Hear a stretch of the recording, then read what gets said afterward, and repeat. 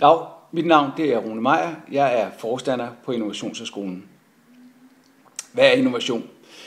Ja, innovation det er et begreb, som har mange forskellige betydninger, og spørger man forskellige mennesker, så får man forskellige svar.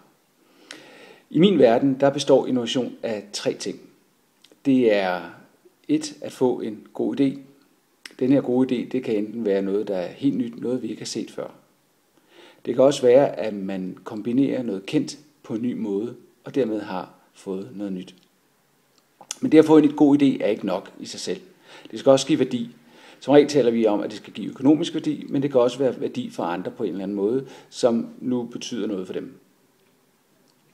Så de her 2 ting, altså at man får en god idé og det giver værdi, det er 2 af grundbegreberne inden for innovation. Og det tredje i min verden, det er, at man også kan føre det ud i livet.